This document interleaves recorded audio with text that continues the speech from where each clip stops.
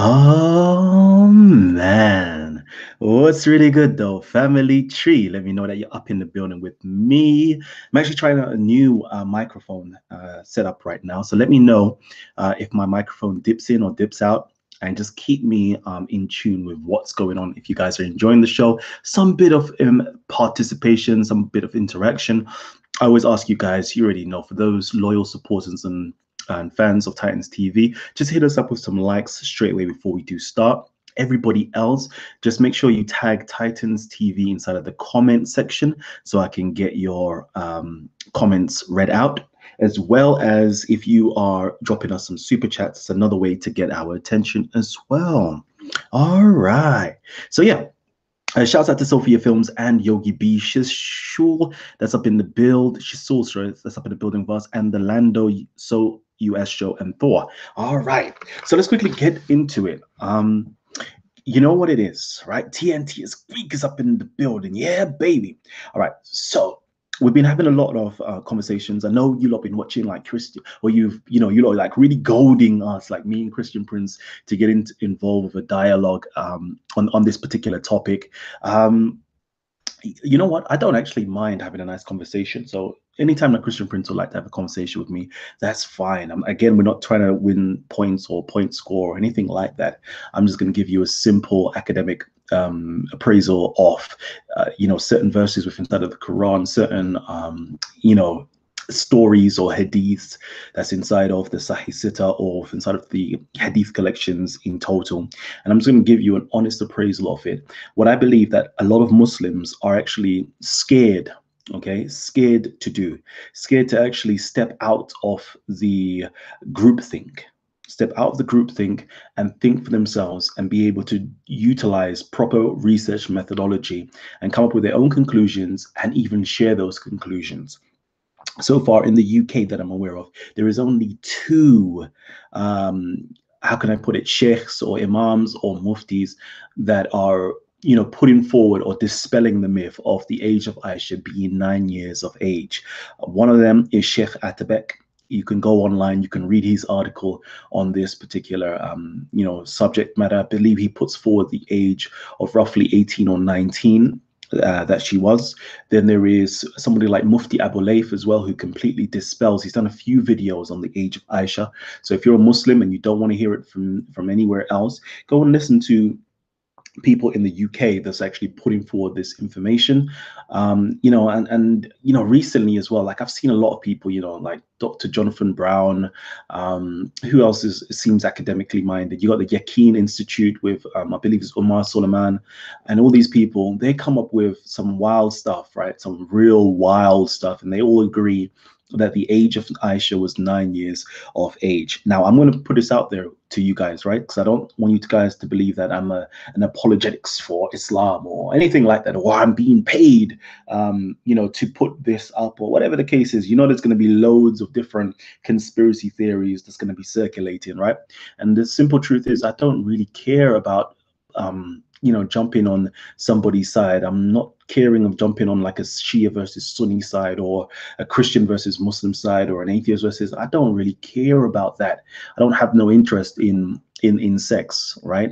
We're doing this from an academic perspective, okay? And what we've done is actually look through these hadiths, look through the Quranic verses and so forth, not based upon the way that I would interpret these things, okay? Or not based upon the way that the West should interpret these things. We're looking at it from an emic point of view. So inside of the framework of Islam, okay, we're going to present some information to you, okay, from inside Islam. So it's nothing new. I'm going to go through like the sciences of hadith, all right, and utilize Islamic sciences to come to this conclusion. I'm going to show you from, a fiqh perspective, right? Fiqh is to do with the 4 different madhabs of jurisprudence, how they, their methodology and how they interpreted certain texts and texts that they accepted and texts that they denied, right? We're going to look at it from that perspective for you guys to realize this is something that Islam actually, or the community of Islam itself, because I already said there's various versions of Islam. You actually have to speak to someone like, so what type of Muslim are you? Are you a Sunni Muslim? Shia Muslim, Ahmadiyya Muslim, you know, Qurani Muslim, let's see, Khawariji Muslim, Abadiyya Muslim. Which type of Muslim are you? Because depending upon your denomination or sect, you have a different way of interpreting or viewing Islam. So let's quickly do that. Yeah, buddy. You know, shout out to my brother Megatron. You know, he says, "Are you being paid by Muslims like respect?" Oh man, like I really do wish I was being paid like that. Okay, you know, I don't get £1,000 in a show to put forward information that could benefit Muslims at all, right? So, you know, although what I'm going to present is going to benefit Muslims, unfortunately, you know, for some strange reasons, you know, Muslims aren't too favorable to me. There's only a few good Muslim brothers and sisters out there that like what I produce, because of course it's against the grain and it completely breaks the mold. So I'm gonna, you know, I'm rambling on a bit too much. So let me just present some information. It's information I presented already, but I believe that we need to go backtrack a little bit so you guys could understand where I'm putting forward these arguments. Okay, so for example, let me quickly go over here. So most of you guys have seen me put forward, you know, an argument to do with the age of Aisha. And I think this is where it has to start, because I'm reading inside of the comment section and everything goes back to Aisha, Aisha, Aisha. So I'm just gonna have to get this out of the way before I start going into the tafsir verses of the Quran and so forth. Okay, so this is real simple for Muslims and non-Muslims alike to kind of wrap their heads around it and understand.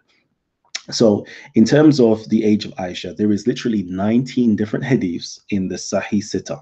Okay, the Sahih Sitta is, and I'm going to do this actually. What I'm going to do is show you so you guys can, you know, be aware of it as well. So Sahih Sitta, if you go to sunnah.com, you got Sahih Bukhari, Sahih Muslim, Sunan an-Nasai, Sunan Abu Dawud, Jami' at-Tirmidhi, Sunan Ibn Majah. Okay, these are the 6 you know, supposed Sahih collection, right? Supposedly, there's not everything in there is Sahih. All right, and then of course you've got the king of them all, right? Is the Muwatta of Malik, which was said to be the most Sahih book after the Quran, right? Shafi actually said this, but somehow, you know, Sahih Bukhari now has taken that spot. But that's another story, and we could discuss that another time. So this is what we're talking about right here, Sahih Sitta. So, and in there, okay, there is 19 different hadiths or a hadith that points to Aisha being 9 years of age. Okay, now there is always little anomalies and different wordings that's been put forward. It's all here, so you can take a snapshot of this and go ahead and do your own research on it. So there's 19 of them.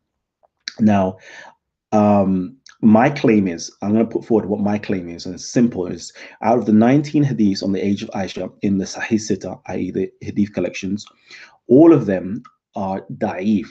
Okay, all of them are Daif, meaning it's weak. Okay, it's weak. Right, there is something called Sahih, meaning it's correct, it's good, and there's Dahi, meaning, or Daif, meaning it's weak. Like it's, I don't really, we don't really deal with that. Although some people do deal with it. That's another story. Okay, and according to and it's Daif, and I'm basing that on the 5 conditions of Sahih li Dhaatihi. Okay, so it's Sahih on its own merit, basically. So over here is the 5 different conditions, right? Again, this is something that I'm presenting this to you guys so you guys can just quickly snapshot this, save this, and you lot can kind of understand this real quick and easy to understand, right?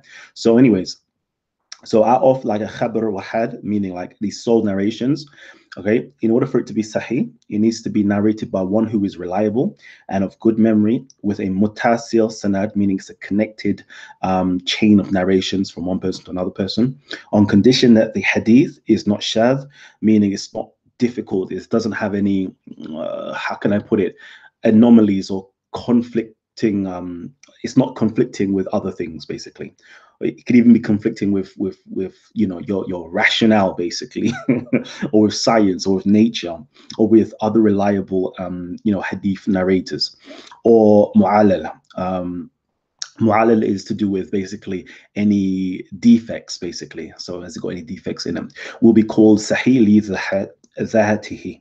Okay, so this is the 5 different criteria. So I'm saying based upon those 5 different criteria, this is actually written in Ibn Hajar's book, right? So this is what all Sunnis accept this, right? So this is the 5 things that makes a hadith sahih. I'm saying all of them do not pass that criteria of being sahih. So therefore, if it's not sahih, yeah, then you do not need to accept it. You can simply reject it, okay? You do not need to accept it if it's not sahih, right?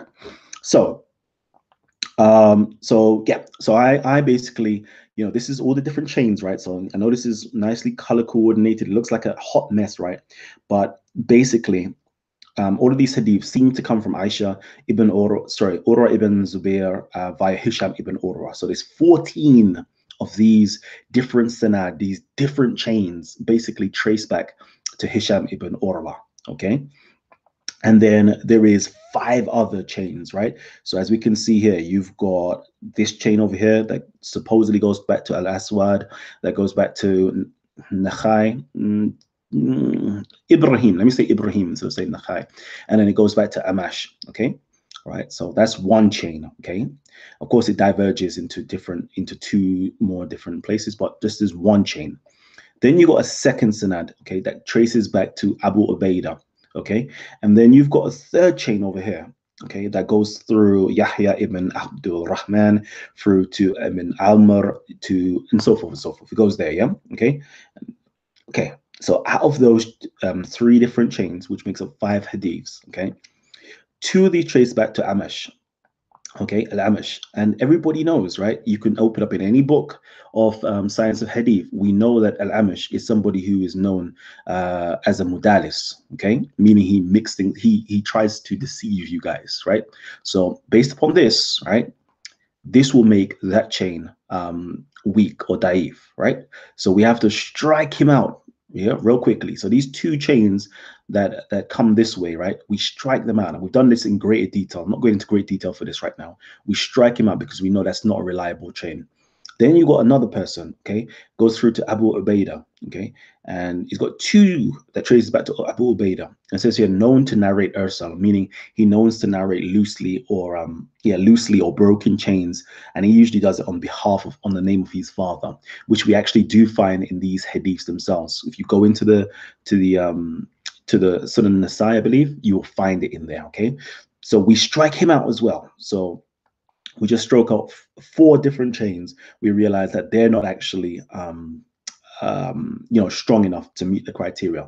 Then we've got another chain, which is a very strange chain indeed, right? And I tell you why it's very strange. And they literally call this gharib in the Arabic, meaning strange, because it doesn't get passed on to anybody else. So Yahya doesn't pass on to anybody else for some strange reason. Ibn Amr doesn't pass on to nobody else. Yahya ibn Zakaria doesn't pass on to nobody else. Abdullah ibn Amr doesn't pass on to anybody else. Mursal doesn't pass on to anybody else. Okay, sorry, Mursal is the hadith collector. So it's a very strange train. Like, why is it just one person narrating this, right? So already it raises eyebrows, okay? It raises eyebrows. And basically, I believe it's, Albani. I believe it's Albani. Okay, don't quote me on this. It's either Albani or Darussalam. They already say that chain is Hassan, meaning it's already weak. They themselves say it's weak. According to Bukhari, there's only, it's only via Tirmidhi that now something new comes about called Hassan. But in reality, it would be classified as Daif, meaning it's weak because it's Hassan. There's already found difficulties in it. And the way that they've actually found the difficulties in that particular chain is because 2 of its narrators, which was Muhammad ibn Ibrahim, was known to be like Munkar, to be rejected. And there's another person called Amara ibn Ghaziya. Okay, he was also known to be Daif, basically. So they've already rejected him. So that only leaves you with 14 different chains that really and truly traces back to Hisham ibn Urwa. Now we've done a big thing on this, and here are the links, right? I might try to post it inside of the description box, so any of you guys who are researchers can go ahead and do the research on it. So he's known to be, to have lost his memory in old age. After 71 years of his age, he traveled over to Kufa, and then Imam Malik said, you know what, like anything that he narrated with us whilst he was with us in Medina, we accept it. It's Sahih, it's correct. But the stuff that he narrates when he goes over there to Iraq, it's like he's lost his goddamn mind. No, he basically says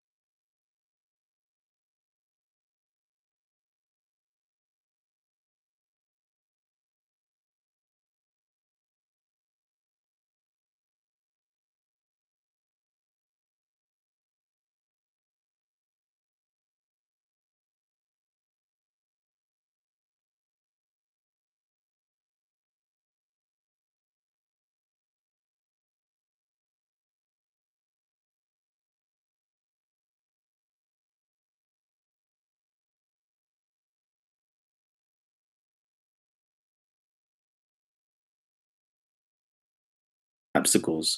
Oh man. Okay, how long was I on mute for? Okay, so you guys are telling me my sound is gone. Thank you for alerting me. Shouts out to Buddha Bing and Ezra for alerting me to the fact that my mic was on mute. Okay, I apologize. I told you I'm trying this new thing, but it seems as though it's not working. So I'll pull it out and not bother with it again.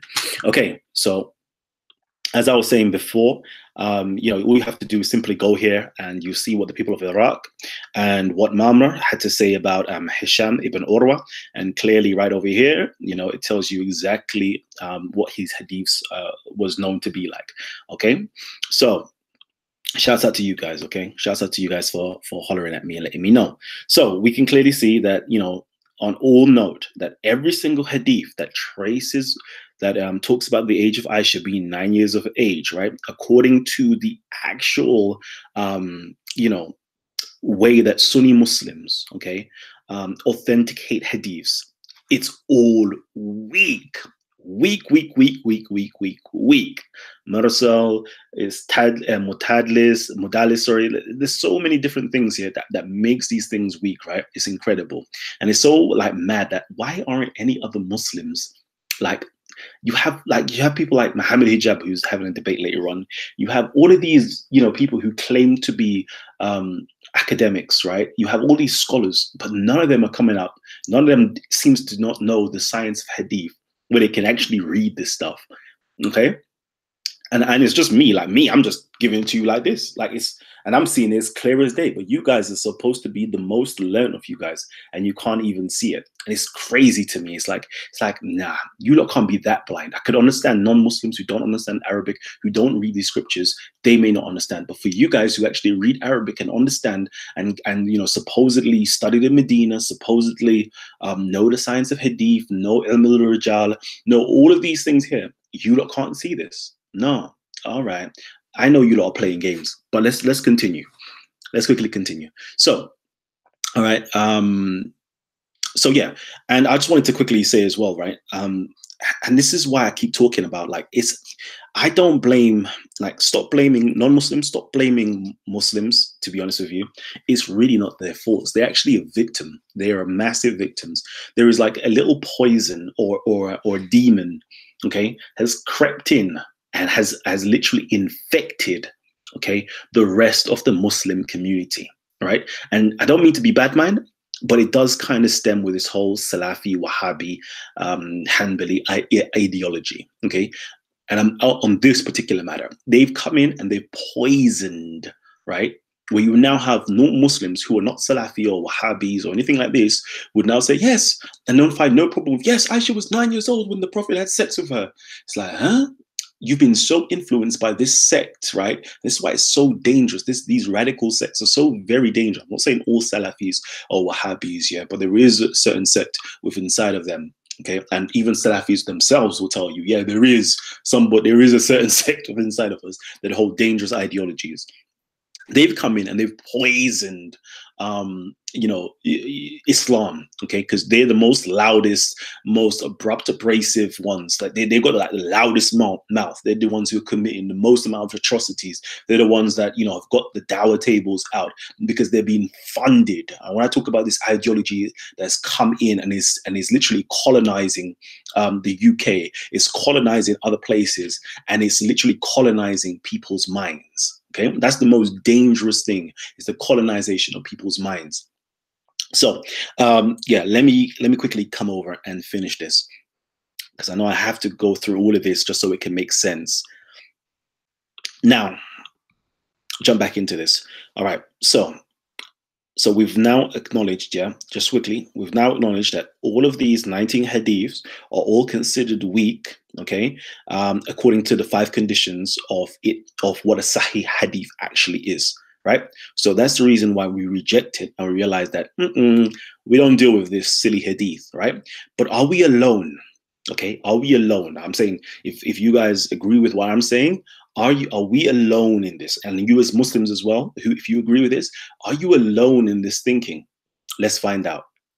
For those of you guys, about the madhab, okay, and the madhab is to do with the different schools of jurisprudence, or the different schools. Why don't I just quickly do this? Why am I beating around the bush? All right, madhab. Here we go. Right, so you lot can quickly do this. Right, you lot can Google this. Is not something difficult. Okay, a madhab means a way to act. Okay, it's a school of thought within fiqh.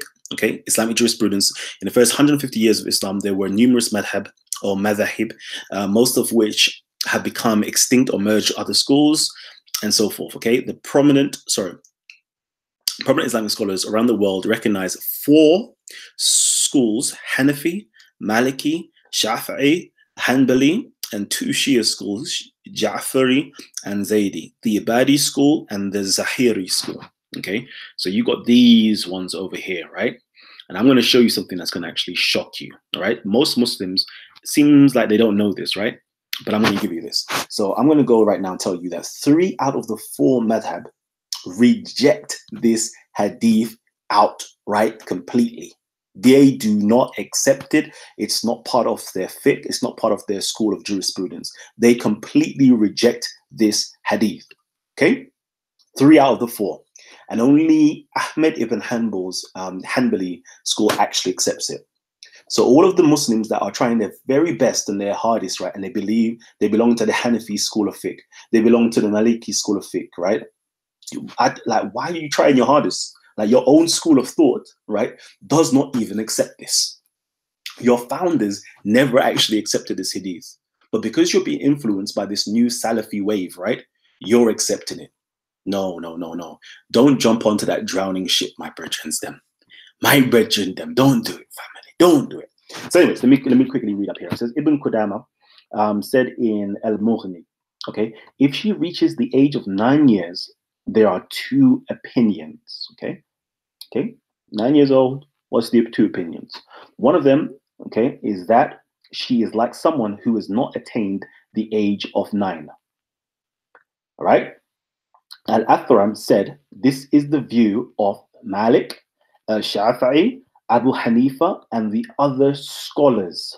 They said the ruling is for a girl of 9 years is the ruling of a girl of 8 years. What does that mean? It means that she's a rascal child.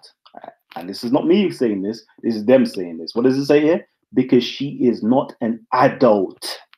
And because her permission is not considered in all other acts. So it is in the case of marriage, right? This is the Arabic right here. You can read it, all right? I'll make it even large For those of you guys, right, it can make it nice and large, right? It's right here. You can go and click onto this website over here, right?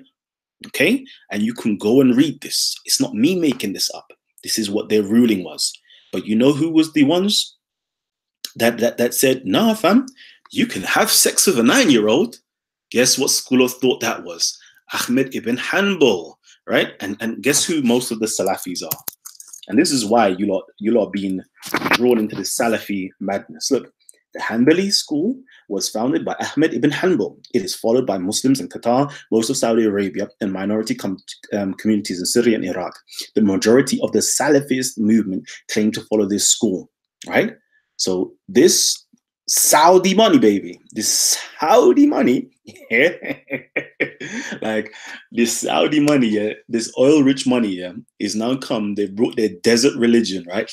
Their Najd religion, yeah, from Muhammad ibn Wahhab, yeah, and they've come and brought this type of ideology. And because they got the money now, right, it's now seeping in. All the mosques in the UKs, yeah, are now slowly being converted. You know, no, I'll tell you what they do. They say, you know what? That's a nice mosque there. Why don't you have it a bit bigger? Why don't we pay for it? Yeah, we will refurbish it. We do everything for you. The only trick is you got to have one of our imams inside of your masjid. The imam comes in now, comes with his Wahhabi ideology, starts spreading this sickness, starts spreading this ras-clot sickness into the rest of the Muslims who back in the 70s, 80s, and early 90s, you never heard them thinking or talking like that, right? You never see them rolling up. Anyway, let me not even go into no detail. All right. But anyways, yeah, this ideology now comes in, infects the rest of the Muslim world. The rest of the Muslim world thinks, look, they're Salafis. Look, they've got long beards. Look, they're wearing their thobes. Look, they must be on the deen. Look, all they talk about is Tawheed, Tawheed, Tawheed. That must be the right way. So whatever they say must be true. God damn. Well, you don't even know yet that Hanbali school, yeah? You don't even want to know about the history of the Hanbali school. But anyways, let's get back into this, right? So as we can see, right, the earliest schools of thought, Abu Hanifa, a Taba'in, you know, a Taba'in, right? Just check that, right? Maliki, okay? A Taba'in, a Shafi'i, Taba'in. No, not Shafi'i, see? I can't remember. Sorry, I can't remember for a Shafi'i, sorry. I don't think a Shafi'i is, I can't remember. But anyways, yeah, they said, nah, fam. A 9-year-old, what the hell? What the hell? That wasn't part of the ideology family tree. That wasn't part of their ideology. But guess what it was? Guess what it was? It was part of. Actually, let me do this. You know, let me actually do this. 1 second. I'll tell you. Let me show you something. Malik. Where's Malik? Malik. No. Oh no, Hisham. Let me show you this real quickly. Boom, boom, boom, boom, boom, boom, boom, boom, boom. Let me show you something. You know what Malik said? You know what Malik said? Malik said, fam, we don't accept none of that. Yeah? What he says about Hisham ibn Urwa, it says what he narrated in our present is correct, and what he narrated after he came out of us is weak. Like he said, listen, any of that nonsense that you're hearing from Hisham ibn Urwa, that after he went to Iraq, like they all talk about it, look. Yaqub ibn Shayba says, Hisham is highly reliable. His narratives are acceptable, except what he narrated after he moved to Iraq. After that brother moved to Iraq, ish went downhill for him, right? And this is where it's coming from. Abu Hanifa never heard of that narration in his life, hence it's not part of his madhab. Malik says, fam, I'm not taking nothing that brother says. What you say, you heard that hadith from Hisham in Iraq? Nah, fam. He was with us for 71 years, and not once you'll find in the Muwatta of Ibn Malik, of Malik, that Aisha was 9 years of age. Not once. Shafi'i said, nah, fam. You must be mad. I ain't accepting that nonsense. But the only person who does is this guy here. Now let me read it. What it says. According to Tamidi, Ahmed ibn Hanbal and Ishaq ibn Ibrahim argued using the hadith of Aisha that the Prophet consummated his marriage with her when she was 9 years of age. Thereby, when a girl reaches the age of 9 years old, she is a woman. Consequently, inculcating and passing this perverse teachings to their students, namely the 6 major hadith collectors. All right. So now what you don't understand is this, right? Look, and it's not a lie that I'm making up, you know. Look, all these men here, Sufyan, Al-Thawri, Al-Shafi'i, all of them saying, fam, they need to attain not just the age of puberty, but they need to attain the age of responsibility, right? And this age right here, according to the Hanafi school of thought, it was 18 years of age. According to the Maliki school of thought, it was 18 years of age. I ain't gonna lie, Shafi'i went a little bit wayward and took on some stray hadith as well and said 15. But all of them, yeah, were saying, nah, fam. Yeah, whether it's 18 or 15, yeah, like you can't be marrying a girl that's 9 years of age. Let's quickly read now. Ahmed and Ishaq said that when the orphan girl reaches 9 years of age and she is given in marriage and she approves, then the marriage is allowed. Bomboclat. And she does not have a choice to permit or to annul it when she reaches puberty. Bomboclat. A big bomboclat. Are you going to take consent of a child? Let's read that again. Ahmed and Ishaq said that when the orphan girl reaches 9 years of age and she is given in marriage, she's given, you know, I don't even think there was even a permission, and she approves. Oh no, she did approve. What is how the hell does a 9-year-old give her consent, by the way? But anyways, that's another story. Then the marriage is allowed, and she does not have a choice to permit or to annul it when she reaches puberty. God damn. This is what the Quran talks about, yeah, your scholars that's just eating up your wealth, eating up your children, eating up your missus, bruv. What you've produced, your children, your nice, beautiful baby daughter that you've produced, you've just given it over to the wolves, the savages, the barbarians. She can't even say, no, I came to my senses. Nah, fam, she was pressured into that marriage. And now she's reached the age of puberty. She can't even say no again. Nasty. Anyway, they argued using the hadith of Aisha that the Prophet consummated his marriage with her when she was 9 years of age. Okay, and as far as I can trace, these are two of the first people to introduce in fiqh, basically, the age of Aisha being 9 years of age to now lower, you know, what it is to be considered as you know, puberty or being an adult. Back in the day, it was 18, or in Shafi's time, 15. But now, a girl could be a woman at 9 years of age. Nasty people, them. But anyways, okay. So I'm just going to quickly. So I just have to show you that real quickly, okay? That, you know, it's only in this one school of thought that this is, and this one school of thought has now influenced the rest of the Muslims, the rest of, you know, the Muslim community to even take on this stupid ideology. And I really wish, right, my Muslim brothers and sisters would start waking up. Right? Start waking up and stop saying, yeah, my Prophet married a 9-year-old.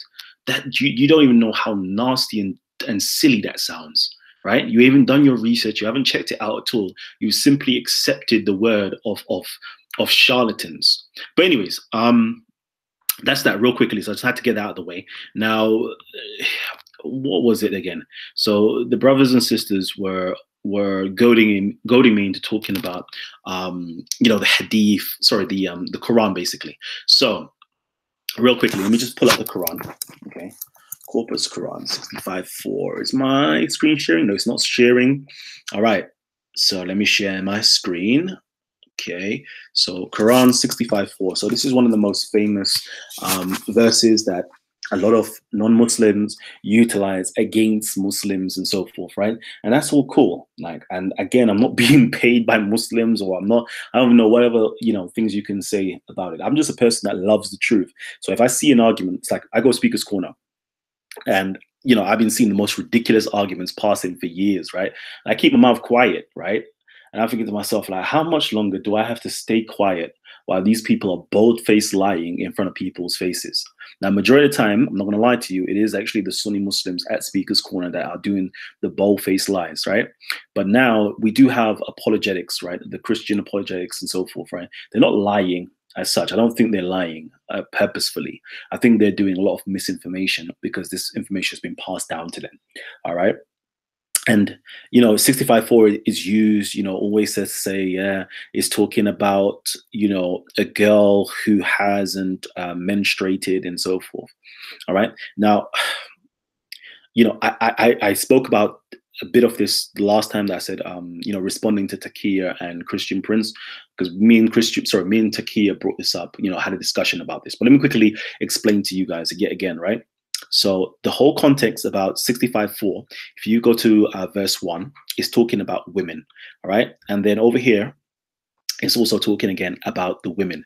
So among the women, okay, who haven't, those among the women who have despaired from their menstruation, you know, their waiting period is now 3 months. This whole chapter, this whole bit right here is now talking about women who no longer menstruate, right?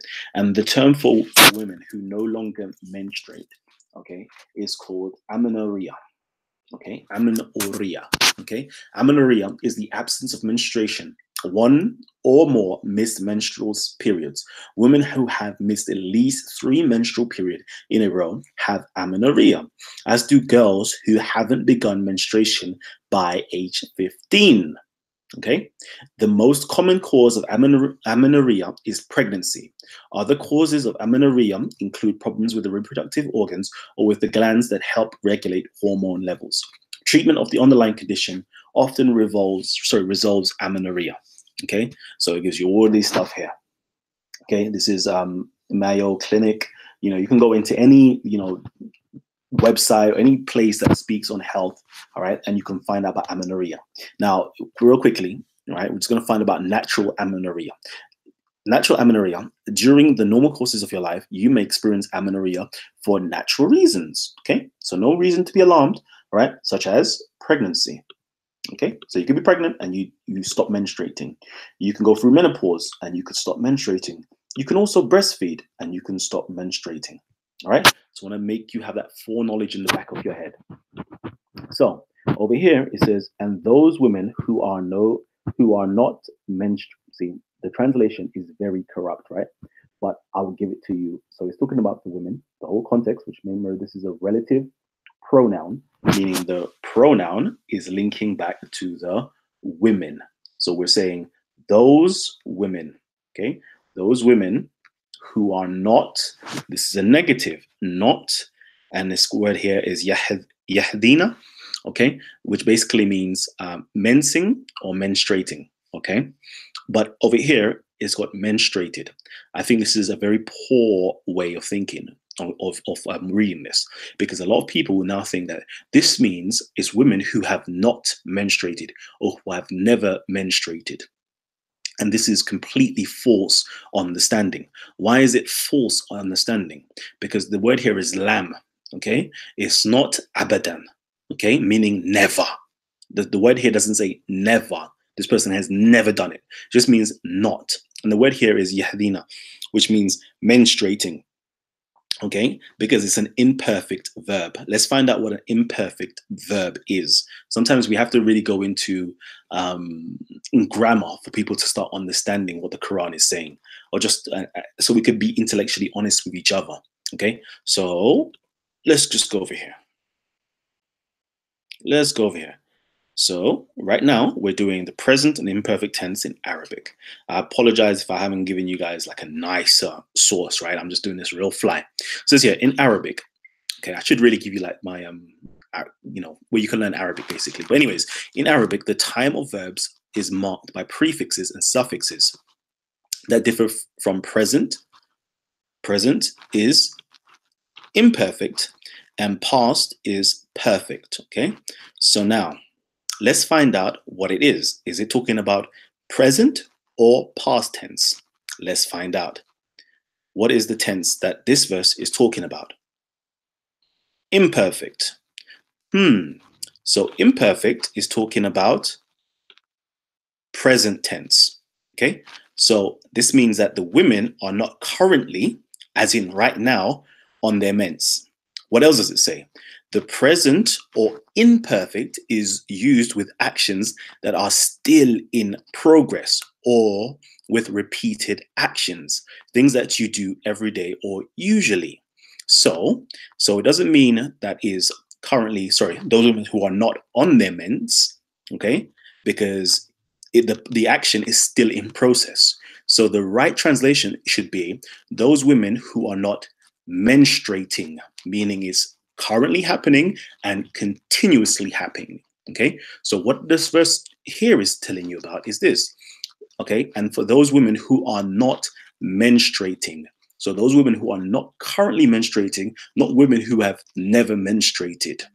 All right, let's just get that into your head real quickly, because it seems as though we don't understand grammar and how to read grammar, even if it's Arabic or another language. It seems like, we can't do the simplest things of just reading the context and reading what it says. So who are these women who are not currently menstruating?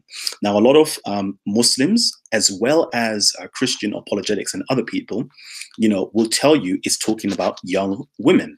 Okay, or sorry, young girls. They don't even say women. The whole context is about women, but they now go into girls, right? So you'll find this in Ibn Abbas. Okay, Ibn Abbas, okay, and I will tell you, O Messenger of Allah, the waiting period, those who do not have menstruation because they are too young. Okay, so they come with this narrative that is talking about, because these are too young, therefore it must be girls, right? I'm going to tell you, sorry, this is false. Okay, this is completely false. And someone would say, but this is Ibn Abbas. This is somebody that has been with the this is, been with the Prophet and so forth. No, this is not coming from Ibn Abbas, right? Because we don't find anything Sahih from Ibn Abbas. Okay, we don't find it. Actually, you know what I'll do? Nah, let me show you something. Actually, I wonder. I know I've got Ibn Abbas. Let me try to do it quickly so you guys can easily do this. Sorry, I'm doing this just so you can have a little knowledge, okay? How to fact check things. Let me just show you how you fact check things. Okay, boom, boom, boom. Most people, they go past, the very first pages of books. We do need to learn how to read books again. Let's see. It's gonna take some time. So, whilst we're waiting, let me just quickly go on to here and see how you guys are doing. Christian person, Arabic speaker, you are not, and your interpretation doesn't line up with tafsirs. Again, this is Alan Murad. This is why, you're starting to sound like, the Muslims at Speaker's Corner, or just Muslims in general. You don't speak Arabic. Nah, it's all right. I don't speak Arabic. I can read Arabic. I can read Arabic, though. He's a native Arabic-speaking person.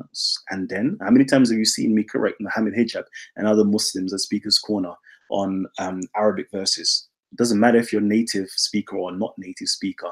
If a person is wrong, they're wrong. Like, what is this? Like, we're too much into personality worship. We need to just step off personality worship and just look at the facts as they are. Look at the evidence. That's all you need to do. Okay? All right. Don't support me because I'm Titans TV, baby. If I'm wrong, I'm wrong, and tell me I'm wrong. All right? So now, all right. So over here, yeah. All right. So this is to do with Ibn Abbas, right? And let's just quickly see, okay? It says here, there are 9 different chains of transmission of Ibn Abbas's reports regarding tafsir, which vary in their degree of reliability and authenticity. These chains are as follows. So there's 9 different chains, okay, in this whole tanwir of Ibn Abbas, the tafsir of Ibn Abbas, right? It's been attributed to Ibn Abbas, but doesn't necessarily have to have come from Ibn Abbas. And let's see if we can establish that. According to Muslim scholarship, the chains of transmission 1, 2, and 3 are reliable. So out of the whole 9, only 3 are reliable. God damn. Imagine the odds. Imagine the concomitability. 6, 7, and 8 are unreliable. God damn. Daif. Or even maudu, meaning fabricated. Okay? It says here, while the chain of transmission number 5 needs scrutiny since transmits both reliable and unreliable reports. God damn.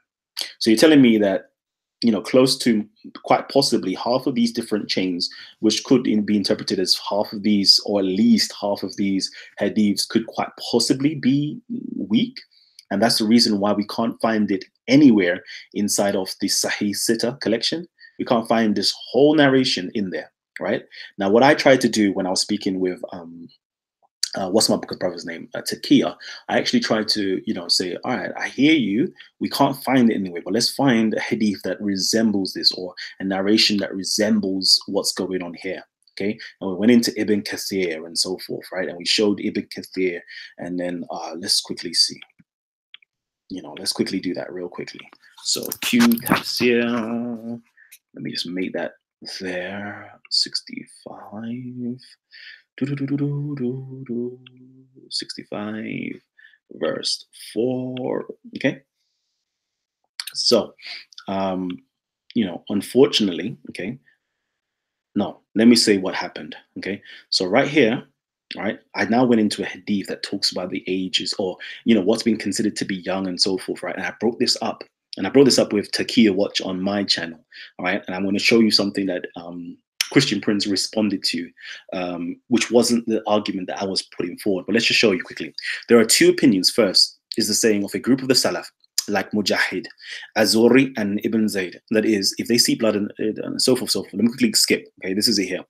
All right, supporting this view is what is reported by Ubay ibn Ka'b, that he said, "Oh, Allah's messenger, some women were not mentioned in the Quran: the young, the old, and the pregnant." Okay, and I was showing the brother this because I'm showing you that it doesn't say, as he originally said, too young. It just simply says the young, okay, i.e. the young women and the old women and the pregnant women. Okay, that was the whole context. And I showed that, and I also showed over here, look. And then somebody else came again. So the women of Medina came, and it says, there are still some women whose iddah has not been mentioned in the Quran. They are the young, the old, whose menstruation is discontinued, and the pregnant. Later on, this ayah was revealed. So I was showing, and I was speaking about this. Okay, so me and Taqiyah Watch was saying this, and I was saying nowhere in the Arabic, okay, on the similar narrations when you're talking about youngness and so forth, does it mention that they're too young. Okay, and then he presented something on Christian Prince's channel, which I don't think he was doing it to be malicious or to deceive or anything like that. It seems as though we just have our wires crossed, because I was talking in relationship to Ibn Abbas and a hadith that is similar in terms of talking about youngness and so forth, right? But then there is this hadith here. This is not a hadith, by the way. This is not a hadith. This is simply Ibn Kathir's interpretation of that verse. Over here are hadiths and athars, meaning this is coming from the Salaf. Okay, it was coming from the generation around the Prophet, and they were asking the Prophet directly questions, right? So this is directly the companions of the Prophet and the Prophet of Allah, giving narratives. And then this is Ibn Kathir's own understanding and interpretation. I personally don't really care about Ibn Kathir or Jalalain, like some of these people. Let's just quickly figure out, right? Ibn Kathir, right, comes what? He was born in 1300, okay? So he was born literally 700, 700 years after Muhammad, okay? At least. No, let me do the mathematics. 3, take away that 4. Yeah, 700 years. 700 years, yeah. 700 years. Then you got somebody like Jalalain, which is another 900 years, okay? I don't care too much about that, right? That is not the methodology that I'm using. Okay, what is a scholar, Bin Baz, what does he say about this? What does Albani say about this? Let's go back to proper methodology. Let's go back and read history chronologically, not what somebody 700 or 900 years has to say about a verse. What did the people in the time understand the verse? I spoke about my methodology earlier on, right? I said you need to go first back to the Quran. What does the Quran say about the Quran, right? Then you need to go to the prophet of the religion who actually gave you it. What was his understanding? Then you need to go into the Sahabas, right? What was their understanding? The companions, what did people around the time of Muhammad think about this? What did the the Tabain, the people after the prophet, think about this? What did the Tabain think about this? What did the ulama after the Tabain think about this? That is how you deal with things, and to understand it from a historical, chronological standpoint. That is proper research methodology, not simply picking and choosing, tafsirs that's going to agree with you, okay, and disagrees with this person. That's not the way you do things, right? That's not proper research methodology. That's what you call confirmation bias. All right. So off that real quickly, yeah. So let me quickly, because you know what, and a lot of people, yeah, was doing this, right? They were saying to me, oh, yeah, they was bringing up Maududi, okay, Maududi. I'm like, all right, cool. Let's go into actually what Maududi says. Yeah, let's actually do that. All right. Now he was nasty, in my opinion, yeah. And I'm going to tell you what does Maududi say. Okay. I don't know. Is everybody with me? I hope I'm not losing everybody. Yeah. Tag me in if you lot lose, if I'm losing any of you guys, right? Okay, I'm definitely going to invite you guys in a little bit later on. Hit up the like button. I know this is going to be, I see there's like 10 dislikes and 25 likes. So I already know, right? You know, a lot of Muslims may dislike this already because, you know, they don't like me. Then a lot of Christian Prince's supporters may just dislike this because they don't, you know, like me talking, you know, against somebody, which I'm not talking against them. I'm just giving you information, right? So please show us some love and support, because I'm not disrespecting your prophet. If you're a Muslim, I'm not disrespecting Christian Prince or nothing like that. Don't have in my heart to do any of those things to any of those individuals. Like, it's all love. It's talking that we're doing academia right now. All right. So yeah. They was giving me the tafsir of Maududi to prove their point, right? I was reading little comments and I was like, okay, you know, all right, cool. All right, I agree with you. Like, these people are nasty. Like, I'm not going to tell you that they're not nasty. They're being influenced by a particular ideology. I agree with you, right? I completely agree with you. So you have a hadith here that says the girl who is divorced in this, the girl, so now it goes here, it talks about the girl who is divorced in the state when she has not yet menstruated, and then she starts having the menses during the waiting period, will reckon her, and so forth, right? It talks about all of that, right? And I'm agreeing with you. Yeah, these people, you know, should be condemned outrightly, 100%. But what did the companions actually think? That's what really important. That is proper. So let's see. Let's see what the actual companions thought. And this is, sorry. So you know what? I need to give you guys websites to go to. Sorry, give me 1 second. I think it's Quran X, right?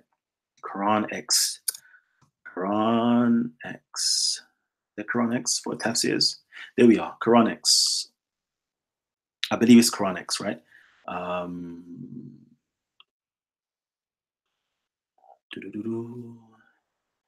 65 verse 4. Okay. All right. So, and then we should have it. Maududi. All right. So you can find out about Maududi all here. Like, so a lot of people was quoting this for me, right? Okay. It's all there. Okay. Now you can go ahead and read it. It's on Quran X. I've already gone through it and I've just highlighted it so it's easier for me, right? Because you lot immediately think your argument, this is talking about young girls. But let's just see. What did the Caliph of Islam, the second Caliph of Islam, think about this? So according to Sa'id ibn al-Musayyib, okay, big boy scholar, says that Hadrat Umar ruled, if the woman, key word, you know, I should just highlight these words, you know, woman who has been divorced stops, stops having menses after having them once or twice after the divorce, okay, she will wait for 9 months. If the signs of pregnancy appear, well and good. Otherwise, after the passage of 9 months, she should observe the waiting period of 3 additional months. Then she would be lawful for marriage to another person. So again, right, it's talking about women who have already had their menstruation period, right, but they're currently not menstruating. Look, they have stop having menses once or twice after the divorce. This is what it's talking about, right? That's just one person who's saying it, who's agreeing with me. That's just one, okay? And this is during their lifetime. So this is, you know, the companions after the death of the prophet. This isn't somebody 700 years or 900 years later who comes with their own commentary. This is Umar the Caliph. Now I'm going to go through a lot of them with you so you can see if I'm lying or chatting shit to you or I'm trying to deceive you guys, you can see, okay? Or am I actually giving you correct information? Let's continue. Ibn Abbas, Qatada, and Ikramah says that the waiting period of the woman who has not menstruated for a year is 3 months. So a woman who has not menstruated for a year is 3 months. Somebody could be like, oh no, but that's ambiguous. It's although it says woman, you know, she could be still too young, and that's the reason. No, but why is it a year? Okay, all right, cool. We can find ambiguity. Like, but all I'm going to say to you is stop following ambiguousness, right? But anyways, let's quickly continue. Tao says that the waiting period of the woman who menstruates once in a year is 3 menstruations. This very opinion had been reported from Hadrat Uthman, Hadrat Ali, and Hadrat Zayd ibn Thabit. So one of the 3, Uthman being the 3rd caliph, Ali being the 4th caliph, and Zayd ibn Thabit being one of the big boy narrators of the Quran, or people who continue the Quran, or basically, or wrote the Quran. Right? It says here that the waiting period of the woman who menstruates once in a year is 3 menstruations. So the waiting period of the woman who menstruates only once in a year is 3 menstruations. Again, it's talking about women who have already had their menses, but has just stopped menstruating for some reason. Let's continue. Imam Malik relates. So this is Malik now. We've moved away from the Sahabas. We're now going into the Tabain. This is the 3rd generation from the Prophet. It says here, relates that a person named Haban by name divorced his wife during the period when she was suckling her child. Remember what happens when you suckle a child? Amenorrhea kicks in. That means you stop your menses. Let's continue. A year passed on it. So a year goes by where she doesn't actually have her menstruation because she's suckling a child, but she did not have the menses, okay? Then the man died. The divorced wife laid claim to inheritance. The case came before Hadrat Uthman. He consulted with Hadrat Ali and Hadrat Zayd ibn Thabit and gave the decision that the woman was an heiress, okay? This is what they're talking about. This is Malik talking about the same incident as, I guess, this above. So we're talking about the 4th caliph, the 3rd caliph, and Zayd ibn Thabit. This is the way that they understood it. Okay. Let's quickly see. Okay. The Hanafis. Let's see what the Hanafis have to say. So the Hanafis say that the waiting period of the woman who no longer menstruates, which may not be on account of menopause, so that there may not be no hope of her having it later, will either be reckoned from the menstruation if she has it in the future, or in accordance with the age at which women generally reaches menopause. And after attaining the age, she will pass 3 months of the waiting period in order to be released from the marriage bond. The same opinion is held by Imam Shafi'i, Imam Thawri, this is Sufyan Thawri, and Imam Layth. And the same also is the view of Hadrat Umar, Uthman, and Zayd ibn Thabit. Okay, so again, it's the same thing said over and over again. The Hanafis, the Shafi'is, yeah, agree with what I'm saying. What does Imam Malik has to say? Imam Malik has adopted the view of Hadrat Umar and Abdullah ibn Abbas, and it is this: the woman will first pass 9 months. If she does not have her menses during this period, she will pass 3 months of the waiting period like the woman who has despaired of menstruation. Ibn al-Qasim explained the viewpoint of Imam Malik, says the period of 9 months will be reckoned from the day she became free from the previous, let me just do that, from the previous menstrual discharge, and not from the day the divorce was pronounced on her. All this have been taken from Al-Jassas, Akham, Al-Quran, and Al-Kasani, Badai, and Sinai. Right? So they're all agreeing with me. They're all agreeing with me, right? They're all agreeing with the Quran, right? But anyways, let's just quickly go into what Ahmed ibn Hanbal has to say. It says that the woman whose waiting period started from menstruation despairs of menstruation during the waiting period, she will be required to pass the waiting period of the menopausal woman and not of the woman who menstruates regularly. Okay, cool. And if she stops menstruating and the cause of the cessation is unknown, she will first pass 9 months in the doubt of pregnancy, and then will have to complete 3 months of the waiting period. And if the cause of the cessation, again, cessation, yeah, meaning she's already been menstruating, right? But now she has stopped menstruating for some reason, okay? A cessation of the menses becomes known, e.g. a disease or suckling, which is another cause of stopping it, or some other causes, she will lie in the waiting period till the time that either she starts having the menses again,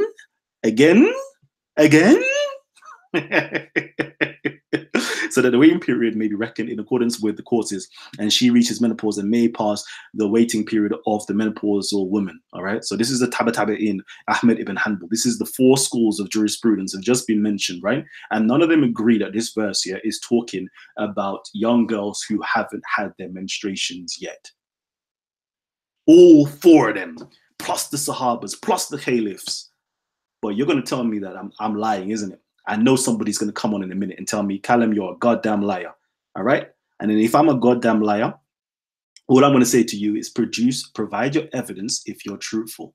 That's all I'm going to say to you. Because I'm a person that don't speak from the top of my head. I don't speak from my opinion, right? I only speak based upon evidence, and I remain silent if I don't know something, or if I don't have enough information. And I'll tell you boldly that I do not know. That is the wisdom of having knowledge, is to say, I do not know. But a lot of you guys are speaking based upon egos, not based upon knowledge. But anyways, I'm going to kick back right now. All right. I think I've proved my point on the fact that the Quran does not talk about child marriages, right? Speaks heavily against it. I could even bring up to you Surah Nisa verse 6, and it tells you that the marriageable age is when somebody reaches puberty and rushd, meaning intellectual maturity, right? And again, the schools of thought, the four madhabs, right, of jurisprudence: the Hanafi 18, Maliki 18, Shafi'i changes it up, says 15, and then somebody like Hanbal changes up drastically for the women. It's 9 years of age. But again, the earliest schools of thoughts were 18 years of age.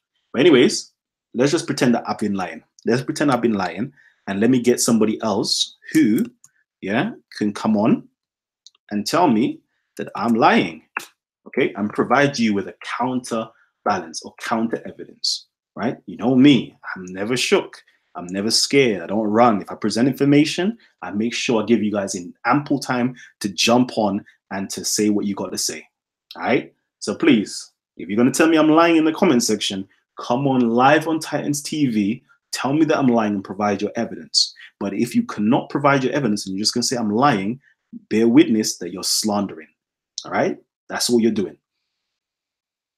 Ooh wee. So the link has been posted. Let me shout out to my Christian brother John McDermott, always holding it down for us. Titans TV, wisdom, just spoken, peace, brother.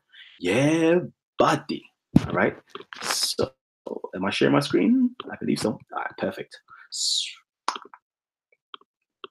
Okay, so we've got over 130 people tuned in right now, right? Oh no, where's it gone? 130 people tuned in right now. Okay. And only 44 of you are feeling me, Only 44 people are hitting the like button. All right. So, Suze, well done, Callum. You are a pro on this religion. Call CP, you liar. Again. Again, and I'm going to show you guys that I do not have any animosity against Christian Prince. I've told you guys before, Christian Prince is one of my teachers. I love Christian Prince. The information he drops is very challenging. Okay, it's very challenging. And I would even recommend other people to go onto his channel, support him and subscribe to him, whether you like him or disagree with him. But people like Christian Prince and others, right, who's putting out this information in a provoking fashion should help you guys, non-Muslims and Muslims alike, to grow. Non-Muslims to be more intrigued to do the research on Islam and to learn more and have your arguments set. And the Muslims themselves should be able to go onto his channel. And if you believe you're on haqq, you believe that you're on the truth, you should be able to challenge Christian Prince, right? And bring something that counteracts what he has to say. Or if you can't counteract what he has to say, just bear witness to the truth and just humbly submit yourself to the truth. Every single one of you, if you're coming from the Christian or the Muslim religion, right? The thing that you bow before is al-haqq. Jesus says, I am the way, the truth, and the life. Nobody gets nobody gets to the Father but through me. So bow down to al-haqq. If the haqq is being spoken to you, the truth is being spoken to you, why are you running away from it? I don't understand. And if you're running away from the truth, realize the opposite direction of the truth is falsehood. And guess what direction you're running to? Your father was a liar from the very beginning. You're running into the arms of Shaitan or the devil or Satan or whatever name that you have for him. Okay? If you cannot accept and bow and humble yourself before the truth, realize you're running into the arms of the Shaitan or the devil. Simple as, right? But if you are on this and you really believe in a hack, and you really believe in what's the Greek word? Alethea or something like Alethea. Don't hold me on that, right? If you really believe in the truth, right? Submit to it. Submit to it, baby. Submit to it. Oh man. All right, so let me quickly check. I'm gonna drop it again. I'm gonna drop it again right here. So there's the link. I'm gonna check my Google Hangouts to see if any of you guys have messaged me for the link.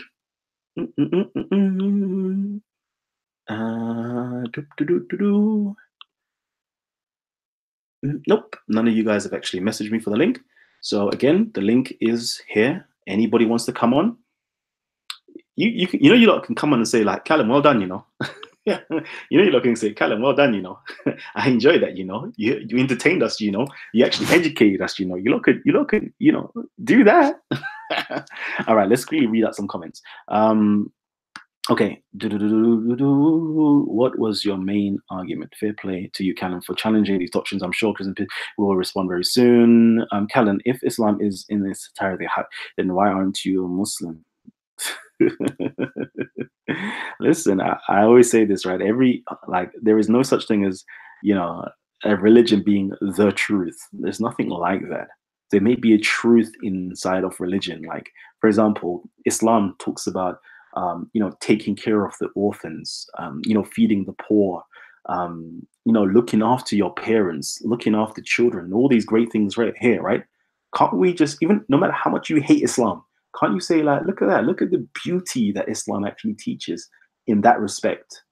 No, we can't see that, right? Like, I can see the beauty in something even though I disagree with it. You take what I'm saying? I could disagree with, you know, Christianity on a fundamental basis, for example. I'm just giving you an example, right? But I can still see the beauty of the teachings of Jesus Christ. I can still see that, you know, forgive them, Father, for they do not know. I can see that right there. Jesus just links, right, transgression with ignorance. You think what I'm saying? Transgression with ignorance. That's what he's done there, right? The only reason why they're transgressing or sinning is because they're ignorant. They lack knowledge, right? And the cure, the medicine, you know, we talk about the medicine. The medicine is knowledge. The medicine is truth. That's simply it, right? So I'm coming here to give you guys that. That's all. Doesn't mean I agree with Islam or disagree with Islam. It's just simply the truth. And I bow down and I humble myself to the truth every single step of the way, regardless of where it leads me. Let's see. We got Kelly Arm in the building. What's good? Yeah, Kalam. Yep. You are a liar. No, I'm kidding. Yeah. So, what you say, am I a lion or a liar? Which one? No, I'm joking, man. I see you doing a lot of effort into this. After, I think, Taqiyah Watch was informing. I think you should. Yo, can you mute?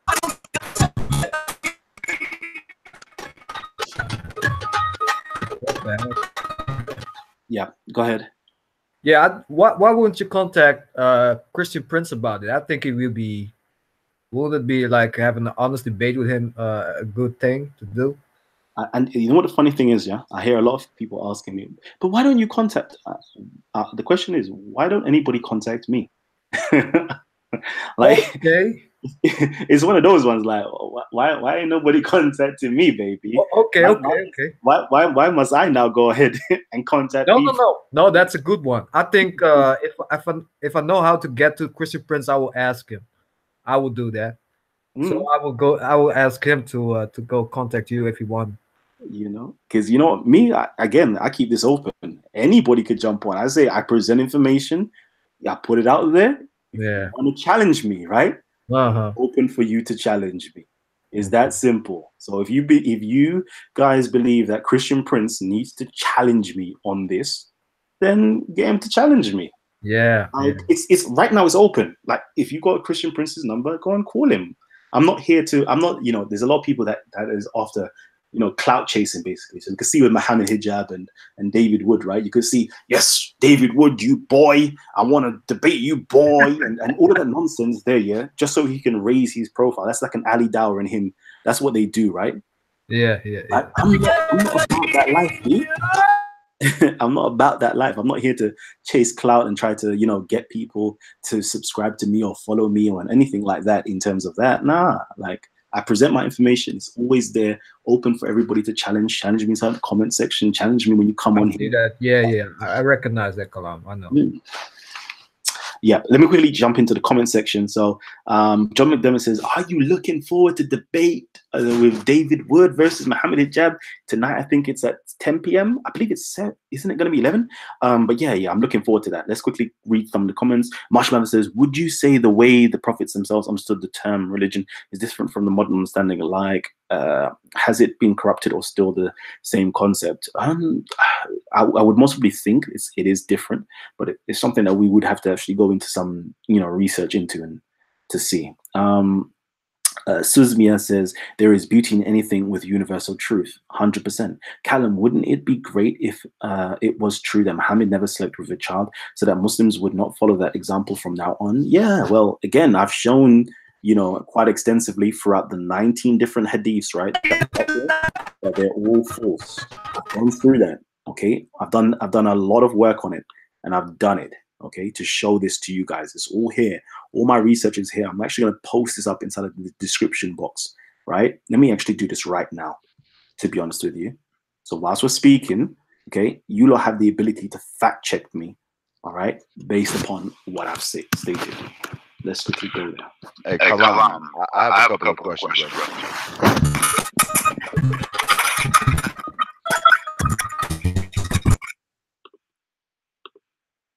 Yeah, go ahead. And if you lot can, yeah, please eject these people when they jump in, right? Because it's very difficult. Wow, okay. Look at this. Look at this. Look at this over here. You know, they say, Callum, you're being paid for being an Islamophobe or whatever the case is, right? Look, I'm telling you, like, if you see my videos, a lot of them already, yeah, look, it's demonetized. Demonetized. I don't even have to, it's literally posted up. It's already been demonetized. All right. Here is it come up? Yep. So over here is a lot of the sources that you've seen throughout the throughout it. For those of you guys who want to, Muslims especially, that need to read this, right? This is mainly for Muslims, because Muslims will have a deeper appreciation for this. All right. These are the biography of the different hadith collectors, right? And you'll see that they are all weak individuals. All right. Okay, sorry, go ahead. Oh yeah, and let me just quickly promote our Dawah Response team. All right, you're gonna see a lot from Dawah Response team very shortly. So please go ahead, hit the subscribe button. And whilst you're at it, hit the notification button, because you're gonna see a lot of videos coming out from the Dawah Response team. So salute to those at the Dawah Response team. They will be made known more publicly soon. Just wait for it. Wait for it. Exciting stuff is going to happen from the Dawah Response team. All right. Yep. Go ahead. Go ahead, King. Yeah, brother. So what I'm trying to get an understanding of is, it seems that you were trying to target just the verses that say, well, Aisha was a young girl, but it seems that you kind of ignored many of the other verses that insinuates Muhammad's infatuation with young kids, such as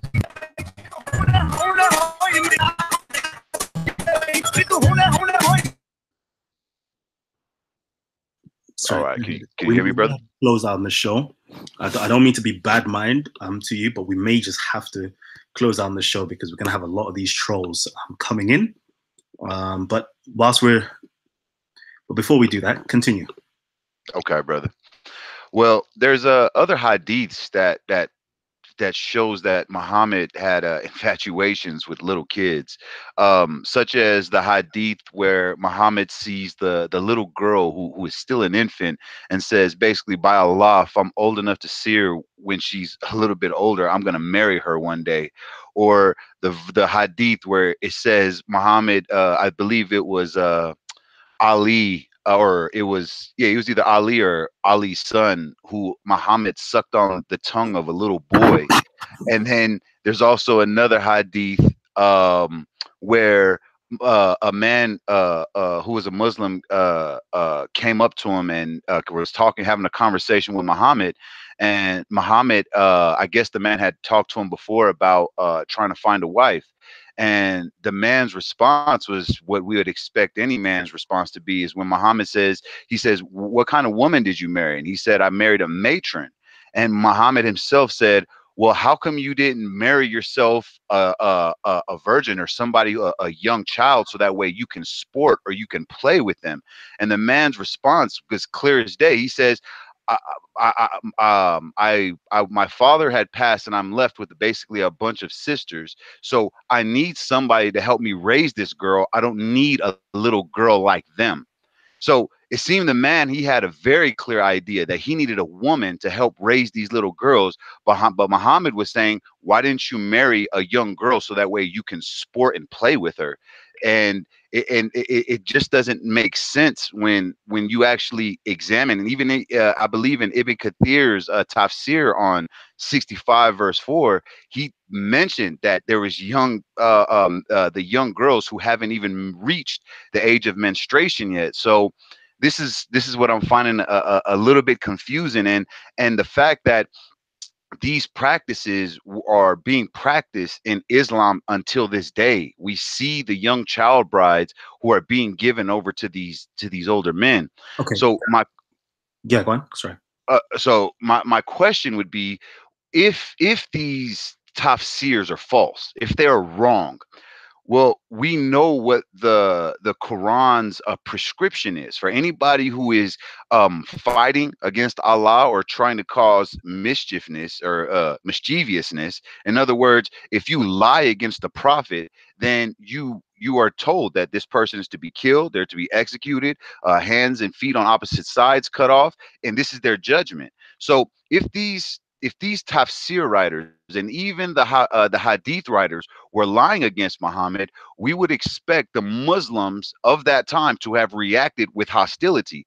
But we don't see this. We don't see none of the Muslims ever standing up saying this is wrong. It's only until these modern days, in today's day and age, where we see, because the world is civilized and Islam is not allowed to spread its religion by the sword no more, that this whole idea of pedophilia seems to be wrong now. But it doesn't seem that even before then there was no complaints about it. There was no, even in the hadith where Abu Bakr didn't want to give Aisha and said, basically, "You're my brother," and he says, no. We're brothers. We're spiritual brothers, but your daughter, she's right for me.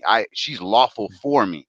And then he's having dreams about a little girl. So I'm not understanding why we would all of a sudden say, well, these are wrong, when for the whole Islamic history, nobody ever said nothing about it until these days. Okay. All right, my brother. Thank you. There's a lot that you said, right? And that's why I really like, and it seems as though you missed the whole presentation, to be honest with you, because we already addressed a lot of the points that you've already raised in terms of the, what's it called? In terms of the Quran verse and the tafsirs and so forth. All right. So we really, spoke on that. What else was it you raised? You spoke on specific hadiths, and there was about at least 4 different hadiths you just made mention of, right? And the same process that I kind of showed right at the beginning, that you need to do when observing these hadiths, you need to do it with every single one of those hadiths.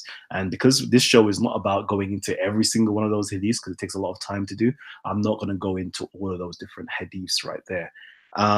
What else did you make mention of? Sorry, because can I make a point though, brothers? I'm trying to establish that there is a consistent premise, and it's not that those who are outside of the Islamic faith are trying to pinpoint one thing and say, look, we found one isnad or one hadith, but we're showing that there is a general understanding that this is not only something that was practiced or something that is acceptable, but this is something that's been done since the begining of Islam. I'm sorry. I need to stop you because I can't let you monologue for too long, right? No, that's false. I've just shown you throughout. I don't know. Were you here at the beginning? No, I would say I hopped in maybe about 20, 30 minutes ago, but So yeah, I so understand. let me I understand what. Okay, I'm sorry. Go ahead, brother. Sorry. I need to understand this, right?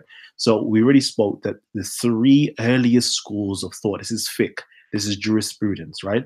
Most Muslims are supposed to belong or are part of these schools of fiqh, jurisprudence. They literally rule certain areas, all right? Let me just share my screen with you so you can kind of understand.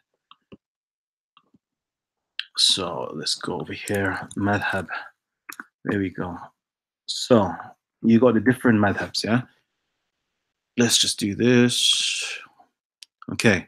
So, and they rule different parts of the world, right? So you've got this, the Hanafi, the Hanbali, the Maliki, and the Shafi'i. As you can see, the Maliki, yeah, is most of Africa, basically. All right. Then you've got, what type of green is this? Then you've got the Hanafi, which is in Egypt. Then you've got the Shafi'i, which is also in a certain part of Egypt as well. And then you have them over here in the Horn of Africa, over here and downwards, right? Then you have, you know, the Hanbali, which is really in Saudi Arabia. And you have all the different schools of thoughts. Now, in every single school of thought, so for over here, the Maliki school of thought, guess what? The age that a woman gets married, right, or a man is as an adult is 18 years of age. They don't know about no Hanbali school of thought where a girl can get married at 9 years of age. That is not part of their Sharia. And I'm not saying all of them, but I'm saying that's generally not part of their jurisprudence, right? Over here is part of their jurisprudence because they're Hanbalis, right? Shafi'is, yeah, their jurisprudence is, you know, you can marry at 15 years of age. It's kind of like in the US, right? US, you might have somewhere saying 16 or 18 or 14, right? But in my state, I don't know about that, B. We get married at 16 years of age. Does that make sense?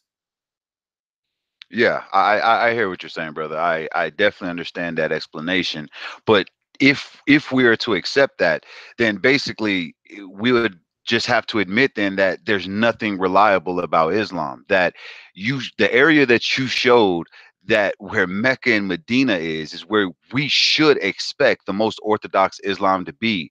Why it's like a Christian or a Jew saying that, well, those who was originally in Jerusalem had the wrong understanding of what Judaism is about, but everybody else outside of it had a proper understanding. So basically what we have seen is that the school of thought that you have shown is that promotes the underage marriage is in the most orthodox or the most holy sites of Islam, and everybody who is outside of that seems to have a different understanding. If that's the case, then that means there's nothing that's reliable about Islam. We shouldn't trust anything that it says, because if there's 40,000 different schools of thought, that you can't expect the whole world to try to go and learn every one of their single thoughts and try to come up with an argument against it. Mm-hmm. Rather, you'll just show that there is no core fundamentals and it's just a free-for-all. Indeed. So you are completely correct. Now, the area that you know, Islam really took root and spread, and where Muhammad actually died, was in Medina. Okay. Now, the Medinian school of thought, right, which is called the Amal, or the practices of Medina as well, right, was from the Maliki school of thought. Now, the Maliki school of thought, which is Medina, right, yeah, they don't know about no 9-year-old. They completely said, what, 9-year-old? We burn fire on 9-year-old.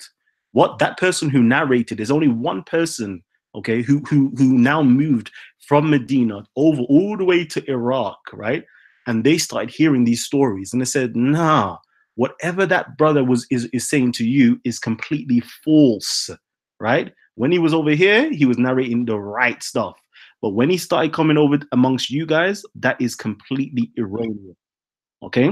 And the Medinian school of thought was you can get married at 18 years of age. That was the practice of Medina itself.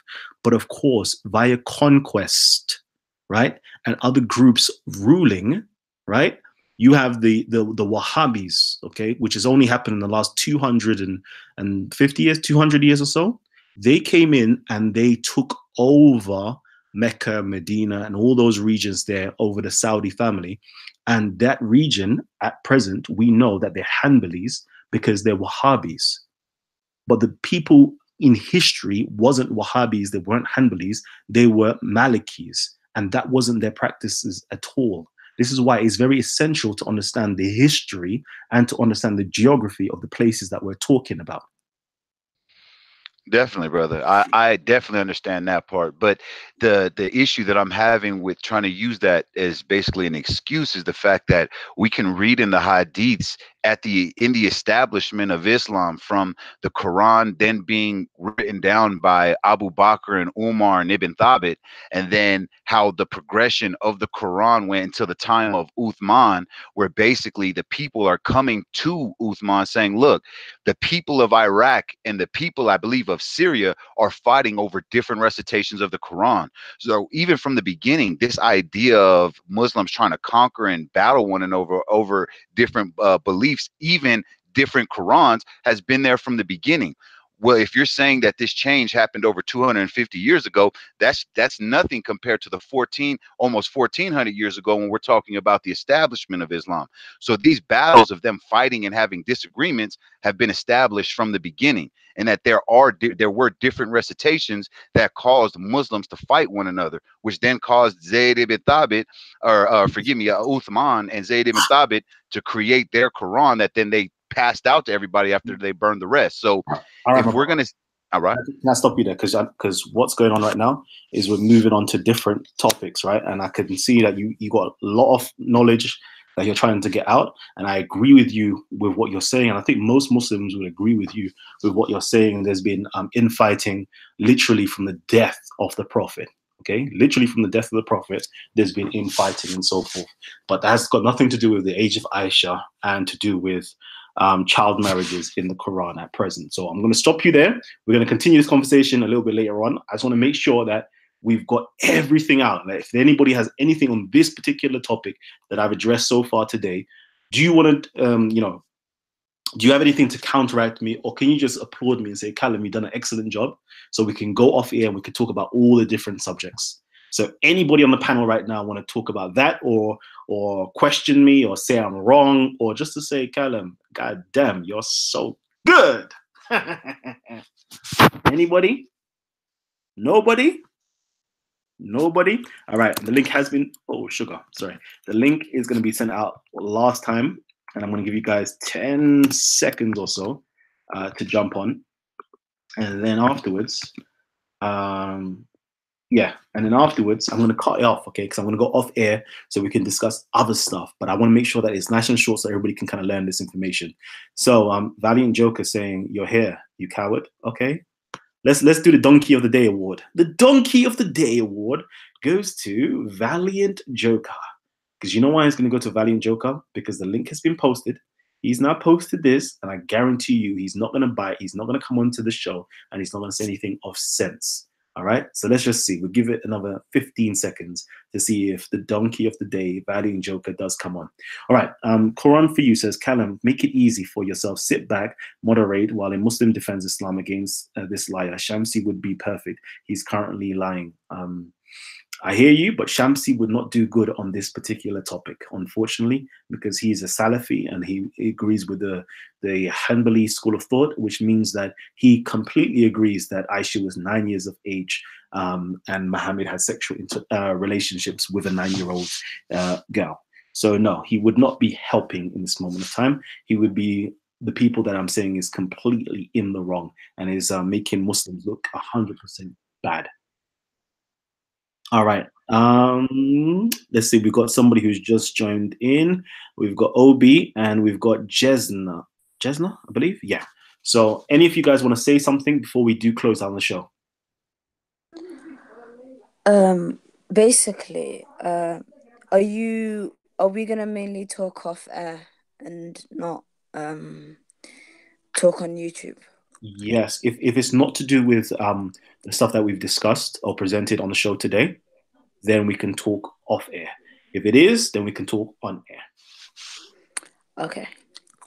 Are we gonna talk about, it's not just the sort of story in the Quran, and it's not just the story of Aisha, but rather there's other stories like in Surah Maryam, where the Maryam was about 14 Okay. Let me 13 years Can I old. stop you there? The Quran doesn't state how old Maryam was.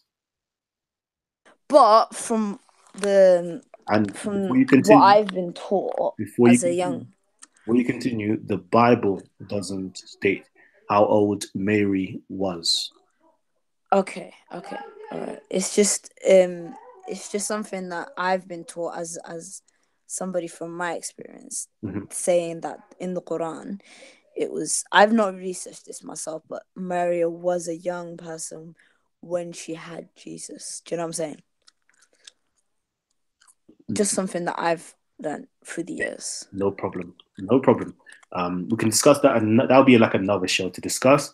Let's just make sure everybody, Obi, anything that you want to discuss on this particular topic.